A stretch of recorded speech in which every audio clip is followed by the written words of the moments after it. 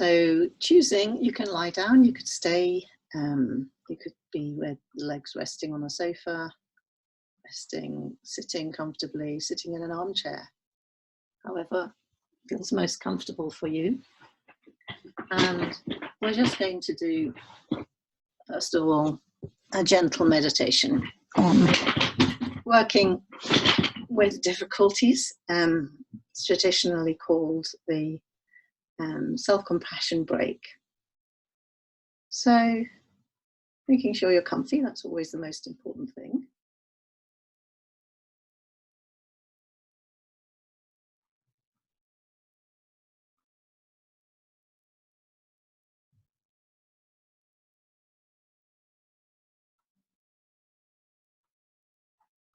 And then I'd like you to again just be aware of the body being breathed in whichever position you're sitting or lying.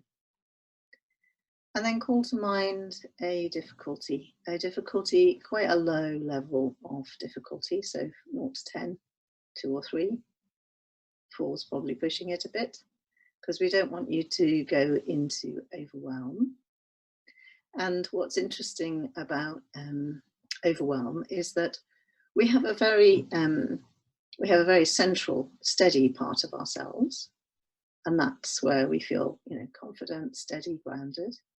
And then we have another layer out from that in the way that we interact with the world, where it goes into the challenging, where we're learning new things, or we're learning things about ourselves which are challenging, where we're curious, where things might get a little bit bumpy but interesting.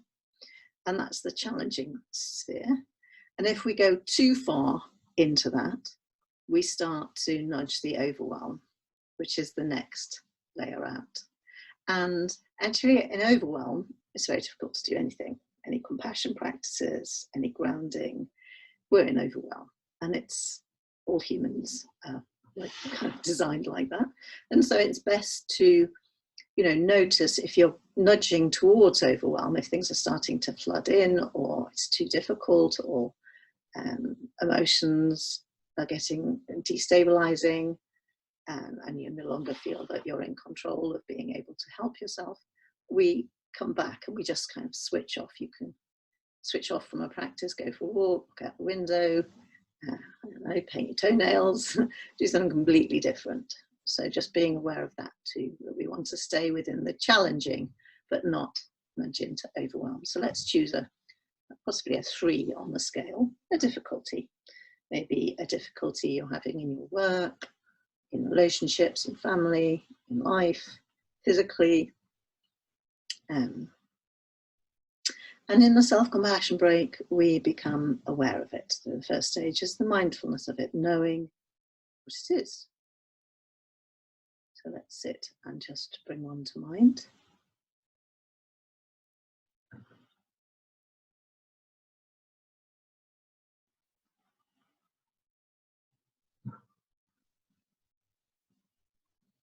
And if you're aware that the mind wants to go to a level 7 or level 10, bless its cotton socks, you can tell it, yes, I can, but not just at the moment. At the moment, I'm doing a practice at a level 3 or 4. And at another time, when I've got more space and possibly more support, I'll deal with that issue, which is a 7 or an 8 or a 9 or a 10. So that it feels heard. We're not pushing it or suppressing it, not pushing it away or suppressing it. Otherwise, it'll keep coming back and trying to remind us, listen to me. Okay. So here we are with this difficulty, and we're aware of it. That's helpful. We can even label it. This is the difficulty.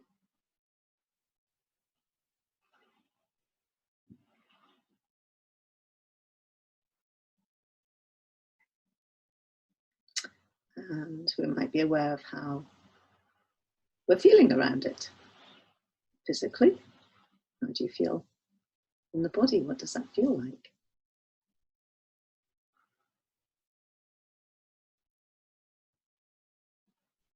Whether it's an emotional or physical or mental difficulty.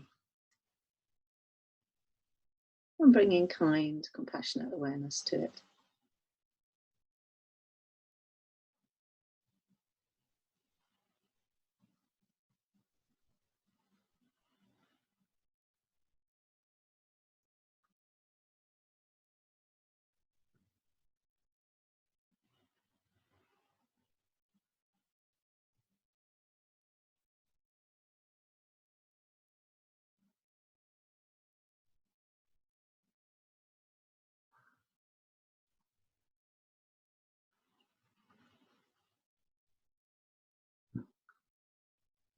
And then the second stage is just recognizing that whatever this difficulty is, we're responding as humans do.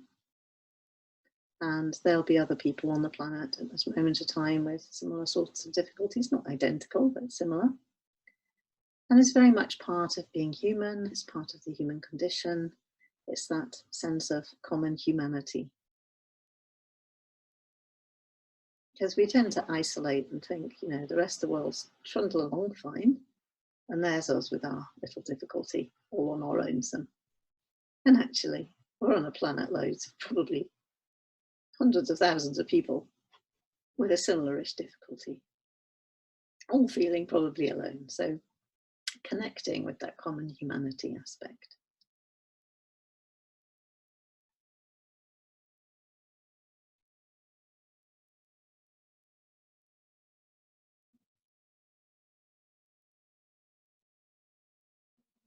And hopefully, if we practice this enough, this helps us realize that, you know, this is quite normal to be feeling whatever you feel in this difficulty, and that it's also okay to reach out to others because they also experience difficulties.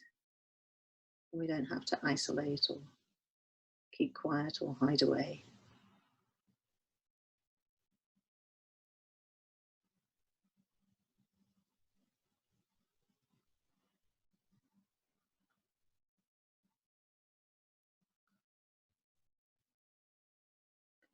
And then the final part is to bring the self-kindness, the compassion to this difficulty. So you might want to use some soothing touch, which could be stroking the outside of your arms, or placing a warm hand on the heart center, the middle of the chest, or one hand on top of the other there, or making little circular motions, giving yourself a hug.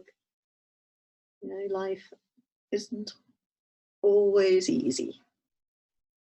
And just acknowledging to your body with the stroking, it'll send signals to the amygdala, reduce the cortisol, the stress feeling, increase some of the happy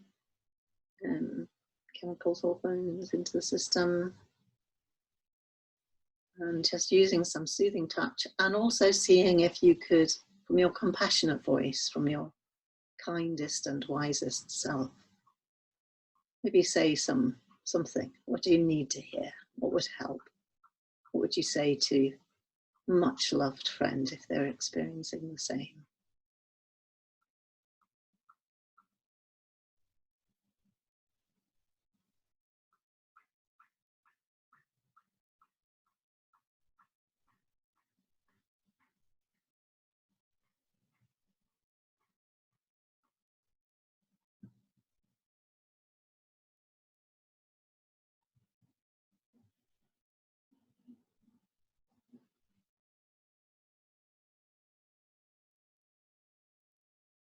And you know, making sure as best we can that that tone we use to ourselves is very sweet, tender, possible.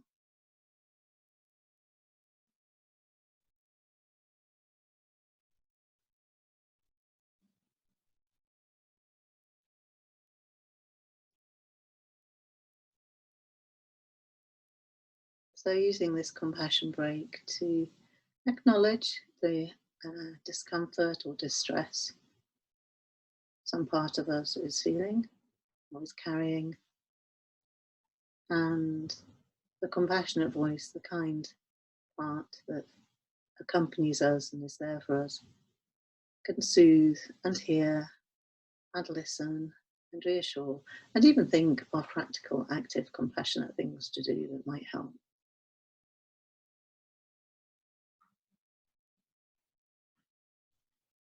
So what would it say?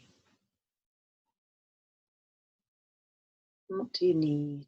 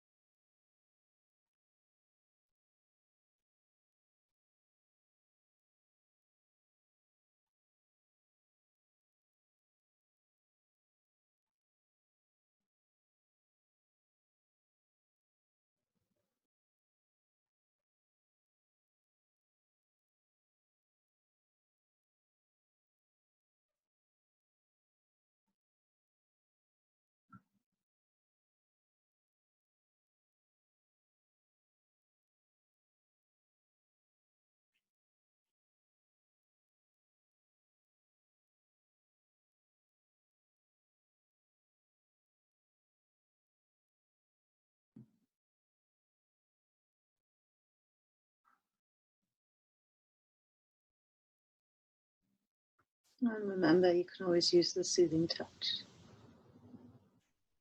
So it's a really simple practice, the compassionate self-compassion break. Just recognizing the difficulty, understanding the common humanity in it, that we're not alone in it really. It's part of being human. It's a difficult thing being human. And then bringing that soothing touch, the self-kindness, the phrases, the response, so that the part of ourselves that feels, oh my goodness, you know, there's this going on at the moment, it's hard, feels listened to, heard, and very, very real response. It's not like we're imagining it's all a bit of hoo-ha. This is a very real, concrete, I hear, I care. What can I do to help? I'm here for you, I support you. This is tough. And can even give advice. Normally we're advised not to advise other people about anything really, because they know themselves much better. But we can advise ourselves because we know ourselves. Okay. So just reflecting on that exercise, noting it, remembering its stages. Do try practicing it. Sometimes I wake in the middle of the night with something that suddenly seems very important and difficult, and I try practicing it, and I find it's very funny. I get to the first stage and I look at, yes, this is the difficulty, so I'll label it, this is it, I know it. And that's as far as I get because I've fallen back to sleep. So it's kind of works. It's not working in the way it's meant to, but anyway. So I'll finish that practice there.